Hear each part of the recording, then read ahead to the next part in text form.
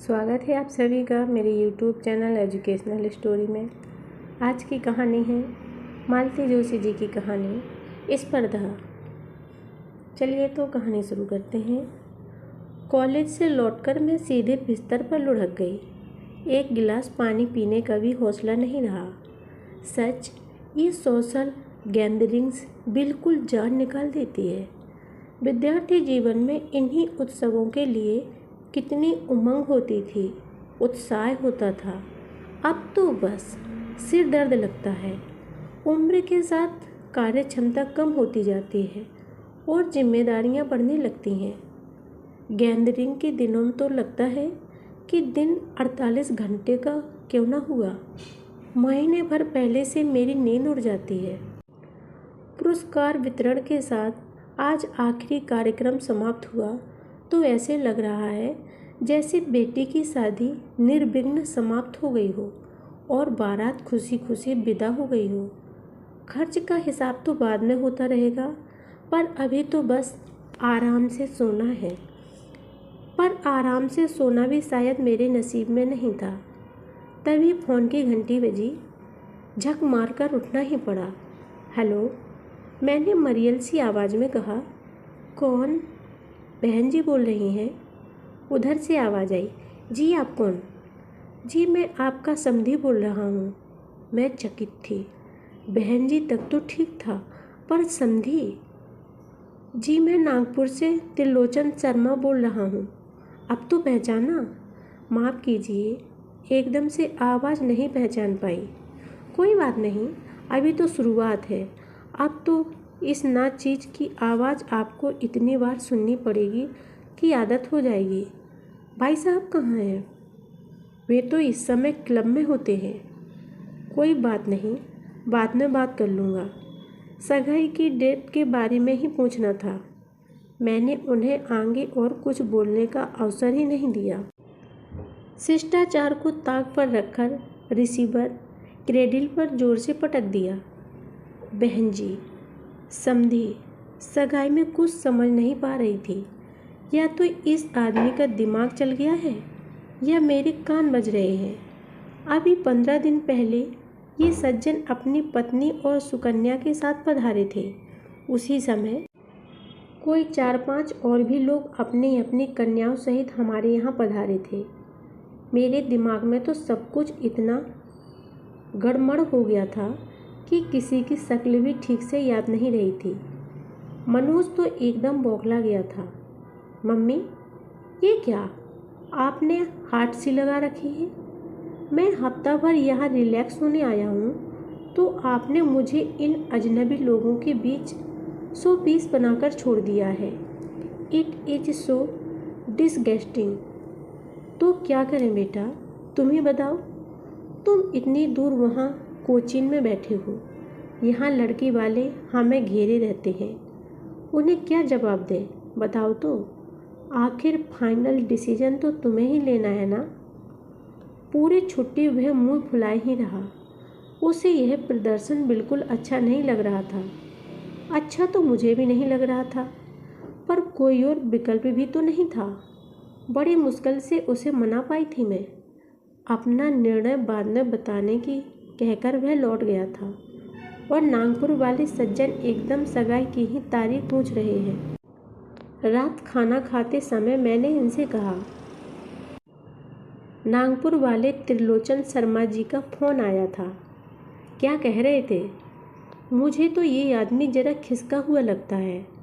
ऐसा मत कहो यार, वे हमारे समधी होने जा रहे हैं। वे हमारे समधी कैसे हो गए? हुए नहीं हैं, होने जा रहे हैं। आपके बेटे ने उनकी बेटी के हक में अपना फैसला सुना दिया है। मेरा कोर हाथ ही में रह गया। मैं मुँह बाएं उन्हें देखती रही। इस तरह आंखें फाड़कर क्या देख रही हो? क्या कोई अनहोनी हो गई या तुम्हें लड़की पसंद नहीं है? मनोज का फ़ोन आया था। हाँ, कल रात को आया था।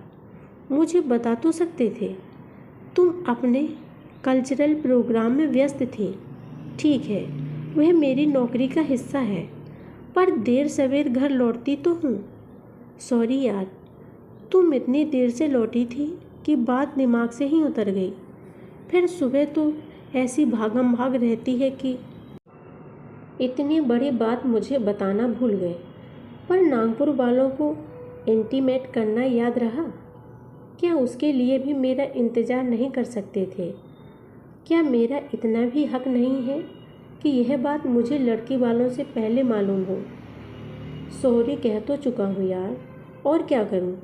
दरअसल मैं बहुत खुश था और घर में मेरी खुशी शेयर करने वाला कोई नहीं था।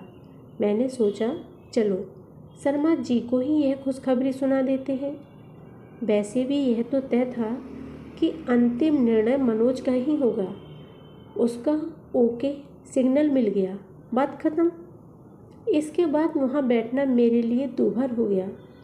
लगा कि किसी भी क्षण मैं रो पड़ूंगी, और मैं इस शख्स के सामने रोना नहीं चाहती थी।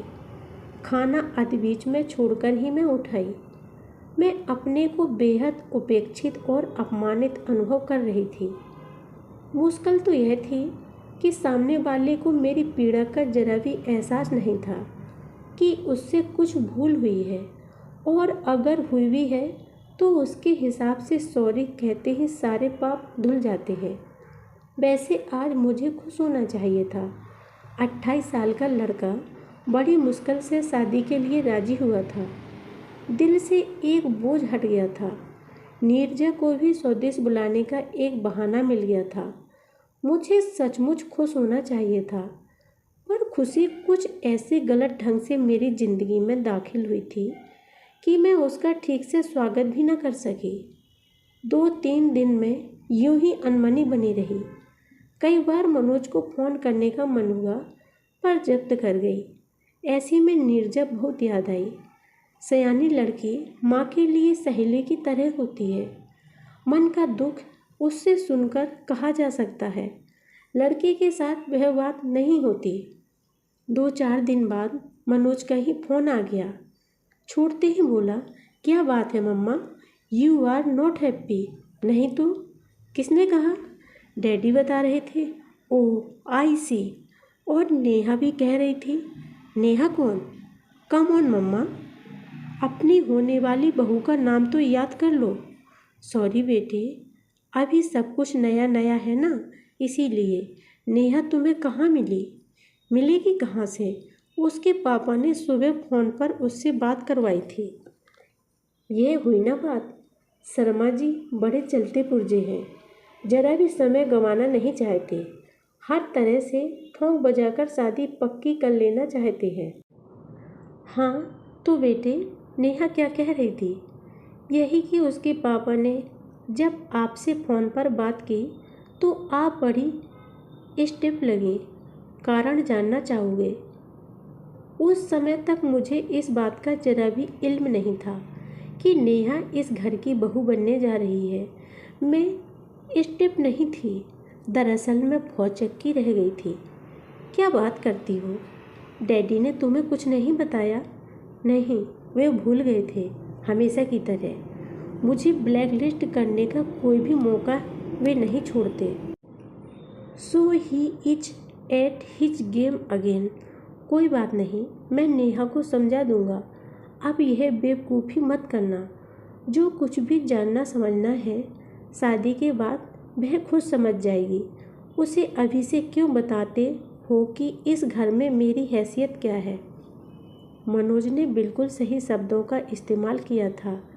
ही is at his game again. पिता के इस खेल को बचपन से ही तो देखता चला आया है। जब छोटा था इसके मर्म को नहीं समझता था, अब तो समझदार हो गया है। बच्चे जब छोटे थे तो ननिहाल जाने को उत्सुक रहते। मुझे भी माँ से, भाई बहनों से मिलने की ललक रहती। लंबा चौड़ा परिवार था। छुट्टियों में एक आध शादी तो निकल ही आती, उसमें भी शरीक होने का चाव रहता। मैं आतुरता से सामान बांध रही होती कि ननंद रानी का तांगा दरवाजे पर रुकता। पता चलता भाई ने बड़े मनोहार से उन्हें बुलाया है। फिर वे एहसान जताकर कहते, भाई तुम्हें जाना हो तो जाओ, सगुन अपने ही घर आई है, आराम से रह लेगी। छुट्टियों में ही तो उसका निकलना होता है। फिर या तो मेरा जाना मुलतवी हो जाता या कोई ज़रूरी शादी होती तो निपटा कर मैं लौट आती, पर मूड उखड़ा ही रहता। फिर ढेर सारा सामान बटोर कर जाते हुए ननंद रानी कहती, भैया जी, भाभी का मन ना हुआ करे तो हमें मत बुलाया करो। इतनी दूर से इतना खर्च करके हम आते हैं, किसी का सूजा हुआ मुँह देखते हैं तो बुरा लगता है। छुट्टियाँ मेरी भी वहीं गिनी चुनी होती थी। कितनी बार कहा कि हम लोग प्लानिंग करके तालमेल बिठाकर शगुन को बुलाया करेंगे। हर साल का यह नाटक अच्छा नहीं लगता, पर मेरी सलाह लेना या मुझसे पूछकर प्रोग्राम तय करना तो इनकी शान के खिलाफ था। कई बार ऐसा हुआ है कि मैं कॉपियों के बंडल लेकर घर लौटी हूँ और पता चला है कि इनके 3-4 दोस्त खाने पर आमंत्रित हैं। झक मारकर रसोई में घुसना पड़ता था, फिर खाना खाते समय इनकी क्षमा याचना का दौर शुरू करना। माफ़ करना यार, कुछ खास नहीं बन पाया। दरअसल उमा के कॉलेज में एग्ज़ाम चल रहे हैं। She is so busy you know. मेहमान बेचारे संकोच से भर उठते और मैं शर्म से गड़ जाती। खाने का स्वाद चौपट हो जाता और मेरी 3 घंटे की मेहनत मिट्टी हो जाती। एक बार माँ की बीमारी का तार आया तो ये मुझे बताए बिना नासिक पहुँच गए। वहाँ जाकर बताया कि नीरजा की पीएमटी की तैयारी चल रही है। इस समय उमा का घर से निकलना मुश्किल है। तब भैया ने मुझे डांटकर चिट्ठी लिखी कि नीरजा तो अगले साल भी पीएमटी दे सकती है, पर तुम माँ को दोबारा नहीं देख पाओगी। चिट्ठी मिलते ही मैं भागी भागी गई। अच्छा हुआ कि 2 दिन पहले पहुँच गई, नहीं तो ज़िंदगी भर के लिए मलाल रह जाता। भाभी मुझे सुनाकर कहती फिर रही थी कि बच्चे तो सबके पढ़ते हैं, पर ऐसी अनोखी पढ़ाई कभी नहीं देखी कि मरती हुई माँ का मुँह देखने को भी फुर्सत नहीं है। इससे तो हमारे जमाई बाबू अच्छे, बेचारे खबर मिलते ही दौड़े चले आए। अब इनकी कारगुजारी का मैं बखान करती भी तो कोई विश्वास करता। अगर किसी नौकर की बदतमीजी से तंग आकर मैं उसे निकाल देती तो ये दूसरे ही दिन पुचकार कर उसे ले आते। कहते आजकल अच्छे नौकर मिलते कहाँ हैं, तुम तो एकदम भड़क जाती हो, ज़रा जब्त करना सीखो। फिर वह नौकर जब तक रहता मुझसे अकड़ कर रहता। किसी दिन साहब बहादुर को स्वयं उसकी बदतमीजी झेलनी पड़ती, तब उसकी छुट्टी होती। वैसे भी मेरे भृत्यांगणों की आम राय यही रही कि साहब देवता आदमी है, भाई साहब बहुत तेज है। एक ज़माना था जब बच्चों की नज़रों में भी मेरी छवि खलनायिका कैसी थी। डैडी दुनिया के बेस्ट फादर थे। मैं धूप में खेलने के लिए मना करती तो इन्हें शहर से बाहर कोई पार्क याद आ जाता। फ़ौरन बच्चों को लेकर निकल पड़ते। फिर खूब चाट कोल्ड ड्रिंक खाई और पी जाती। फिर बच्चे अगर रात भर खांसते तो जागरण मुझे करना पड़ता। ऊपर से ये मुझे कहते तुम्हारी एक्स्ट्रा केयर ने उन्हें इस तरह नाजुक बना दिया है, मैं उन्हें रप टप बनाना चाहता हूँ। मैं बच्चों को समय से सोने के लिए भेजती तो ये कमरे में जाकर किस्से कहानियाँ सुनाने लगते या फिर कैरम लेकर बैठ जाते। कहते ये घर है भाई, तुम तो हॉस्टल की तरह पाबंदियाँ लगा देती हो। फिर अगली सुबह ये तो चैन से खर्राटे भरते होते और बच्चों को जगाकर समय से तैयार करते हुए मुझे रोना आ जाता। जब तक बच्चों की परीक्षा समाप्त नहीं हो जाती मैं फ्रिज में पानी की बोतल नहीं रखती थी, पर ये रोज़ शाम बच्चों को आइसक्रीम खिलाते थे। पेपर्स के बीच में अगर 2 दिन का भी गैप हुआ तो पिक्चर दिखाने ले जाते। कहते रात दिन पढ़ते पढ़ते बोर हो गए हैं बेचारे, थोड़ा रिलैक्सेशन तो चाहिए कि नहीं। बाहर के कमरे में सिनेमा की दर्जनों रंगीन पत्रिकाएं पड़ी रहती। मैं कहती आपको अच्छी लगती हैं तो शौक़ से पढ़िए, पर बच्चों की पहुंच से तो दूर रखिए। ये फौरन मुझे डपट देते, कहते घर में अपनी मास्टरी मत चलाओ। आजकल के बच्चों को सब कुछ जानना चाहिए, नहीं तो दोस्तों के बीच बोर्डम नज़र आएंगे। उनका तो आज भी दावा है कि मेरी ट्रेनिंग थी जो तुम्हारे बच्चे इतने स्मार्ट निकल आए हैं, नहीं तो किताबी कीड़े बनकर रह जाते। यह तो मेरा भाग्य अच्छा था कि समय रहते बच्चों को खुद अक्ल आ गई। कक्षा में लगातार 2 साल तक रैंक खिसकती चली गई तो मनोज को होश आया। 10वीं में उसने पढ़ाई में रात दिन एक कर दिया। यही नहीं, उसने नीरजा को भी डांट डपट कर पढ़ाना शुरू कर दिया। शुरू में तो वह मुँह फुलाए रही, पर बड़े भाई की धौंस के आगे उसे झुकना ही पड़ा। समझ गई कि डैडी का प्रताप माँ के राज्य में ही चल सकता है, भाई के यहाँ उसकी पहुँच नहीं है। बच्चे जब से दूर चले गए, इनका यह खेल बंद सा था। अब शादी के अध्याय के साथ इनकी चेतना ने फिर करवट ली है, तो फिर सगाई के लिए कौन सी तारीख ठीक रहेगी? मुझसे क्या पूछ रहे हैं? जो ठीक समझे रख लीजिए। अजीब मुसीबत है, अगर कुछ पूछना नहीं हो तो पिनक जाती हो। अब पूछ रहा हूँ तो ताव खा रही हो। जब कहने सुनने वाली बात होती है तब तो मेरी याद नहीं आती। अब नाटक कर रहे हैं, उसके लिए माफ़ी मांग तो चुका हूँ देवी। अब क्या फांसी दे दोगी? तब से एक ही बात को घिस रही हो। कुछ आगे भी तय करना है कि नहीं? कर लीजिए, आप और आपके विद्वान समधी दोनों मिलकर तय कर लीजिए। तुम्हारी सहूलियत भी तो देखनी पड़ेगी। 26 साल की नौकरी है मेरी, जिस दिन कहेंगे चली चलूँगी।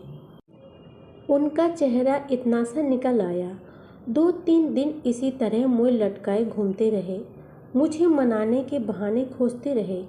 जब मैं नहीं पसीजी तो हार मानकर खुद ही यहाँ वहाँ फ़ोन करते रहे। हफ्ते भर बाद ही मैं कुछ नॉर्मल हो पाई। अपमान का दंश तो खैर अब भी ताज़ा था, पर सोचा बेटे की खुशी में वह बाधक क्यों बने। हम दोनों तो जिंदगी भर इसी तरह जूझते रहने को अभिशप्त हैं, पर बेटे के सारे काम हंसी खुशी होने चाहिए। एक दिन मैंने ही सहज भाव से पूछ लिया, फिर कौन सी तारीख तय की है? 26। इसका मतलब है अब केवल 10 दिन ही रह गए हैं। रिजर्वेशन हो गए? हाँ, बाकी तैयारी भी तो करनी है। कैसी तैयारी? क्यों, गोद भरने क्या खाली हाथ जाएंगे? साड़ी, अंगूठी सब तो लेना होगा। उसका भी इंतजाम हो गया है। मैंने शर्मा जी से कह दिया कि नाप से अंगूठी बनवा ले, साड़ी भी उसकी पसंद से खरीद ले। आखिर पहननी तो उसे ही है। अपनी पसंद के कपड़े तो वे जिंदगी भर पहनेगी। हमारी पसंद के पहनने के यही 2-4 मौके होते हैं। तो मैं क्या करूं? तुम इतनी डिसइंटरेस्टेड लग रही थी कि मैंने यही ठीक समझा।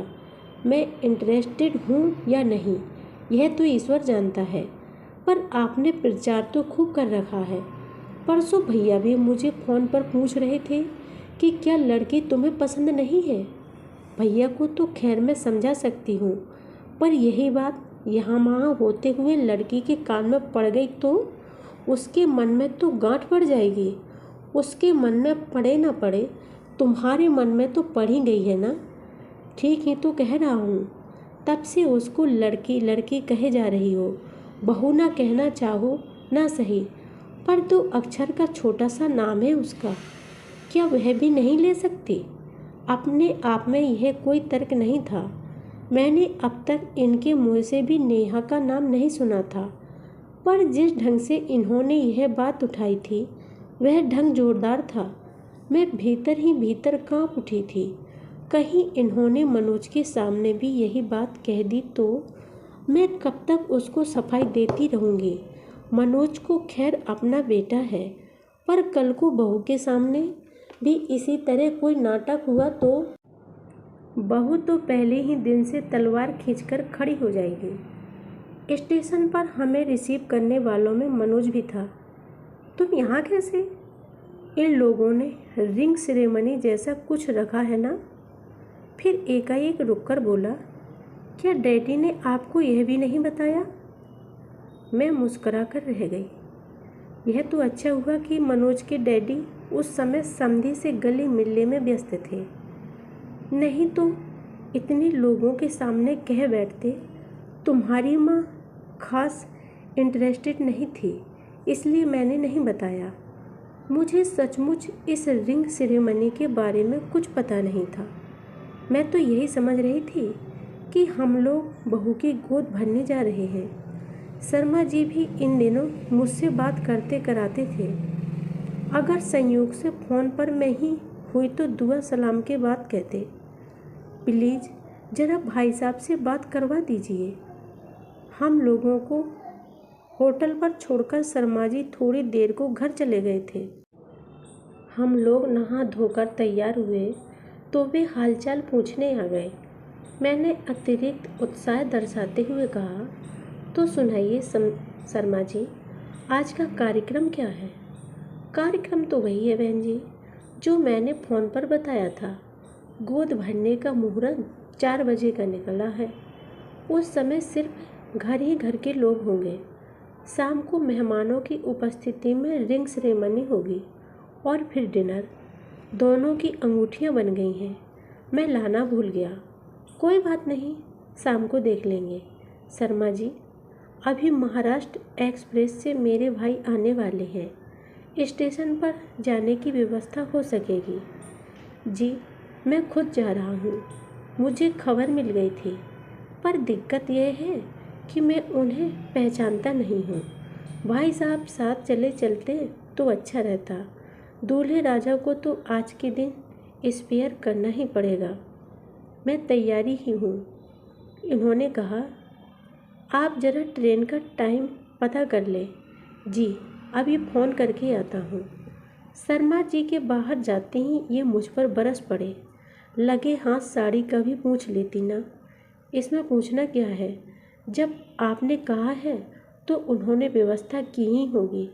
नहीं तो हम कर लेंगे। कर कैसे लेंगे?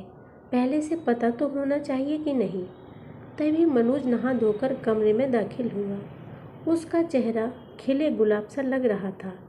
कहा तो शादी से इनकार कर रहा था और बात पक्की होते ही चेहरे पर कैसी रौनक आ गई है। अरे वाह, आप लोग तो बिल्कुल तैयार बैठे हैं।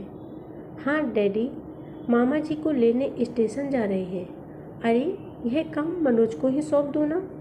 कौन सा काम? ये साड़ी वाड़ी का? नेहा से बात करके पता कर लेगा। खबरदार, मनोज किसी से कुछ नहीं पूछेगा। इस घर का दामाद है वह, और नेहा से करने के लिए क्या यही बात रह गई है? व्हाट इज़ द प्रॉब्लम मम्मा? कुछ नहीं बेटे, इन्होंने शर्मा जी से कहा था साड़ी और अंगूठी आप खरीद लें। अब कहा है तो विश्वास करना चाहिए कि नहीं? क्या साड़ी और अंगूठी ज़रूरी है? ज़रूरी तो है ही। बहू की गोद क्या खाली हाथ भरी जाएगी? इतना ज़रूरी था तो आप खुद लेकर आते। दूसरों के भरोसे पर रहने में क्या तुक थी? यह अपने डैडी से पूछो। तुम्हारी माँ जरा भी इंटरेस्ट नहीं ले रही है। सब कुछ मुझे ही करना था।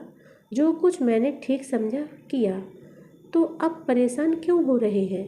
जैसा होगा देखा जाएगा। अंगूठी तो रिंग सेरेमनी के लिए बुक हो गई है। साड़ी मिल गई तो ठीक है, वरना फल फूल मिठाई तो है ही। ना होगा कुछ रुपए रख देंगे।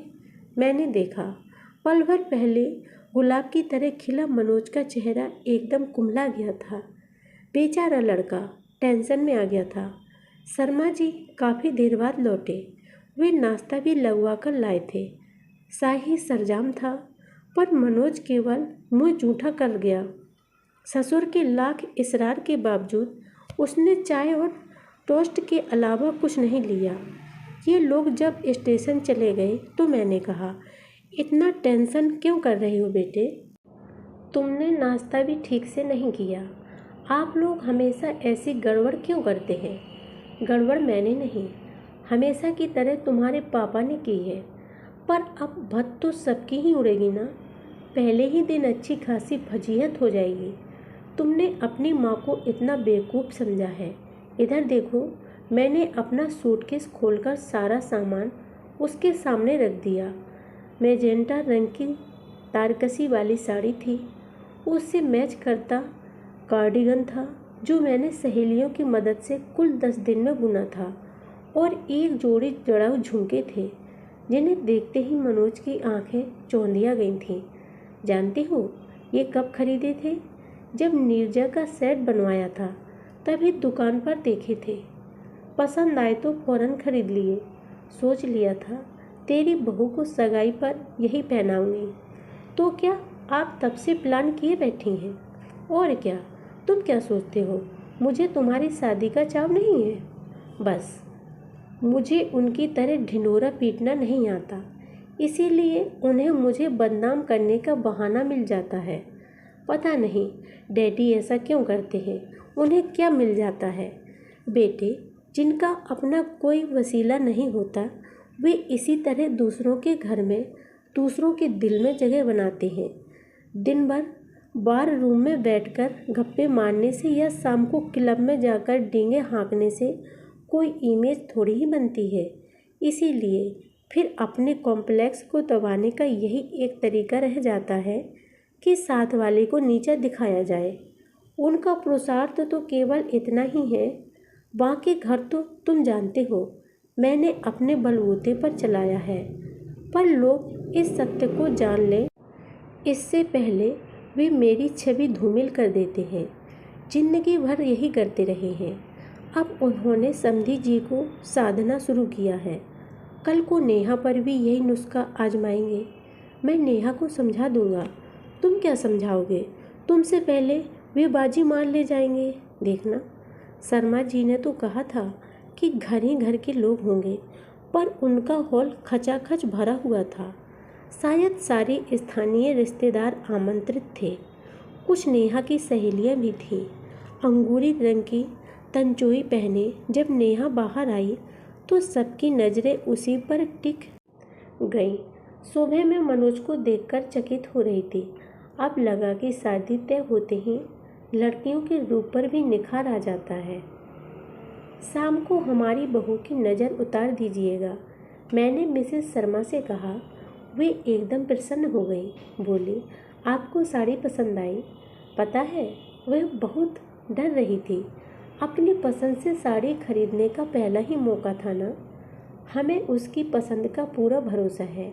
उसकी चॉइस बहुत अच्छी है, तभी तो उसने हमारे बेटे को पसंद किया है। अब वह आपका बेटा कहाँ रहा, वह तो हमारा हो गया है। हमने बेटी देकर बेटा लिया है, घाटे में तो आप रही हैं। आमंत्रित जन हम दोनों की हंसी ठिठोली का आनंद ले रहे थे, पर इधर श्रीमान जी का चेहरा एकदम सूख गया था। फुसफुसाकर बोले, क्या यह वही साड़ी है? लगता तो ऐसा ही है। अब क्या, बाकी सामान तो है। उधर पंडित जी ने दनादन श्लोक पढ़ना चालू कर दिया था। बहू का अक्षत रौली से टीका करवाने के बाद बोले, कन्या को जो भी वस्त्राभूषण पहनाने हों ले आइए। इन्होंने एकदम पैतरा बदला। भाई ये तो लेडीज़ डिपार्टमेंट है, हमारी श्रीमती जी को बुलाइए। मैंने भैया को इशारा किया। इन्होंने फौरन 4-5 थाल आगे सरका दिए।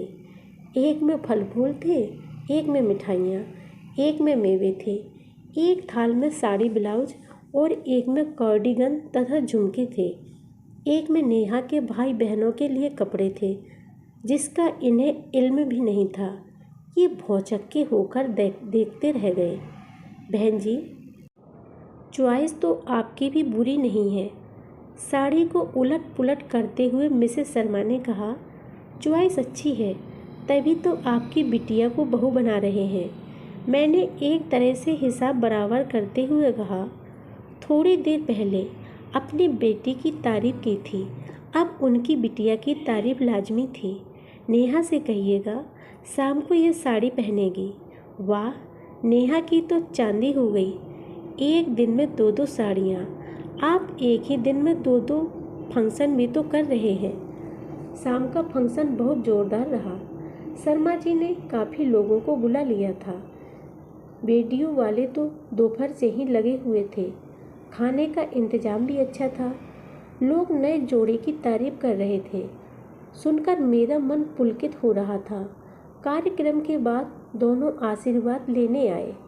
जैसे ही नेहा इनके चरणों पर झुकी, ये बोले, पहले अपनी सास को प्रणाम करो, चाहो तो हमारे हिस्से का प्रणाम भी उन्हें ही निवेदित कर दो। इन्हें खुश रखना ज़्यादा ज़रूरी है। And you know it is a tough job. She is a dot task master and a strict disciplinarian. अनायासी मेरी और मनोज की नज़रें टकराई। हम दोनों की आंखों में एक ही भाव था, डैडी शुरू हो गए हैं। मैं उनकी पीड़ा समझ रही थी। शाम से मुझ पर प्रशंसा की बौछार हो रही थी। लड़के की माँ के रूप में मुझे अतिरिक्त मान सम्मान मिल रहा था। शर्मा दंपत्ति मेरे आगे पीछे जा रहे थे। यह सब उनसे सहन नहीं हुआ होगा, इसलिए वे जनमत को मेरे खिलाफ करना चाह रहे थे। पर इसकी शुरुआत वे नेहा से ही करें, यह मुझे अच्छा नहीं लगा। मैंने कहा, क्यों नाहक उसे डरा रहे हैं? मैं जो भी हूँ, जैसे भी हूँ, अपने बच्चों के लिए हूँ। पराई लड़की पर रौब नहीं डालूंगी। बहन जी, अब वह पराई कहाँ है? शर्मा जी बोले, अब तो वह आपकी बेटी है, जैसी चाहे ढालिए, जैसा मुझे और नीरजा को ढाला है। मनोज बोला, सच कहता हूँ पापा जी, आज हम दोनों जो कुछ भी है मम्मा की बदौलत है। डैडी ने तो हमें बर्बाद करने में कोई कसर नहीं छोड़ी थी। भगवान ऐसा लाड़ प्यार करने वाले डैडी किसी को न दे। इतनी कड़वी बात मनोज इस तरह हल्के फुल्के ढंग से कह गया कि ये ठीक से नाराज भी नहीं हो पाए। तिल मिलाकर रह गए, पर चुप रह जाना तो इनकी फितरत में ही नहीं था। नेहा से बोले, you see Neha, he is mama's boy. Yes I am. Manoj ने मेरे कंधों पर अपने दोनों हाथ रखते हुए कहा, I am mama's boy and I am proud of being so. Neha ने अपनी लाज से बोझिल आंखों को उठाकर पहले मनोज और फिर मेरी ओर देखा। उसकी आंखों में तैरते भय और संशय के डोरे साफ नजर आ रहे थे। मैंने मनोज से यही तो कहा था, तुम नेहा को क्या समझाओगे? देखना, तुमसे पहले वो बाजी मान ले जाएंगे।